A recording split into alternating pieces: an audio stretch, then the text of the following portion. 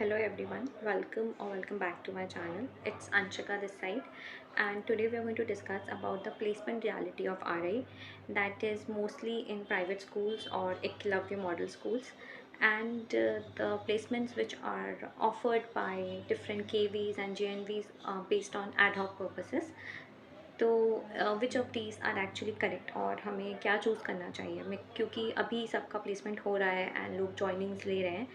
तो mostly private schools में जो भी आर आई के थ्रू पैकेजेस मिलते हैं वो ऐसा होता है कि अगर आप एक टी लेवल पे जा रहे हो तो it would be somewhere between 30 to 40 के, एंड अगर आप एक पी लेवल पे जा रहे हो तो वही पैकेज 40 to 50 के बीच में लाई करता है। अभी आपका सी है, इसमें आपका PF भी कट होगा जो कि अराउंड 10% होगा। वो PF आप या तो जब भी स्कूल छोड़ो उसको विड्रॉ कर सकते हो या फिर आप चाहो तो उसको ट्रांसफ़र भी करवा सकते हो। तो that is all up to you. वहीं पर अगर कोई एड हॉक वैकेंसी पे प्लेसमेंट लेता है तो ad hoc vacancies generally 1 year की होते हैं, लेकिन अगर आप कॉन्ट्रैक्चुअल पे जा रहे हो और कॉन्ट्रैक्चुअल 3 या 4 ईयर्स का है तो that is like a better point. अगर आपको वैसा कुछ मिल रहा है तो definitely you should try that. But ad hoc पे हमेशा ये चीज़ ध्यान रखना है कि ये 1 साल का ही कॉन्ट्रैक्ट है। 1 साल बाद वो आपको कंटिन्यू करेंगे नहीं करेंगे ये टोटली डिफ़र करता है based on institutes needs and उस टाइम पर क्या सिचुएशन रहती है वो। अब अगर इन दोनों ही सिचुएशन में आप प्लेसमेंट नहीं लेना चाहते हो एंड आप चाहते हो कि आप अपने मास्टर्स के लिए या फिर एमएड के लिए प्रिपेयर करो, तो आपको कोई टेंशन लेने की ज़रूरत ही नहीं है। लेकिन अगर आप ऐसे सिचुएशन में हो जहाँ आपको फाइनेंशियली अपनी फैमिली को या फिर खुद को सपोर्ट करना है, तो अब आप कंफ्यूज हो जाते हो कि अब किसी अच्छे एग्ज़ाम के लिए प्रिपेयर किया जाए या फिर प्लेसमेंट्स लिया जाए।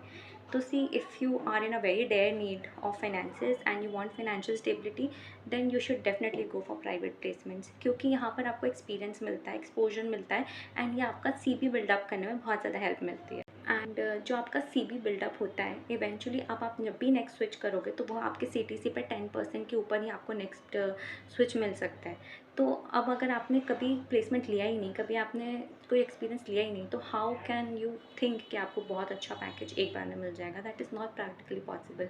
You have to work for it, and in private sector the more better you are, the more skilled you are, the more pay you gate.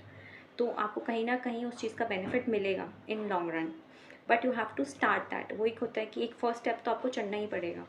तो बट अगर आपको उस चीज़ का कोई भी स्ट्रेस नहीं है एंड आप चाहते हो कि कोई बहुत ही अच्छा सा एग्ज़ाम पहले क्लियर हो जाए, तो फिर आप सब चीज़ें छोड़कर बिना किसी फोमो के साथ सिर्फ एग्ज़ाम प्रिपरेशन में अपना फुल डेडिकेशन दो।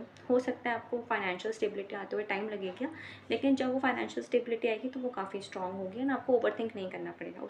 So just to conclude that either you take placements through RI, maybe that is private placements, or you go for government placements contractually, or if it's good then permanent vacancies.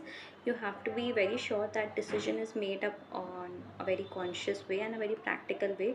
Don't just go emotionally into anything. Think about all the dimensions that I've told you, and if you have any doubts beyond that, you can always comment down and I'll make sure that I reply to your comments in my videos. And thank you for watching, and do share it with your friends who wants to go to RI or who are there in RI. Thank you.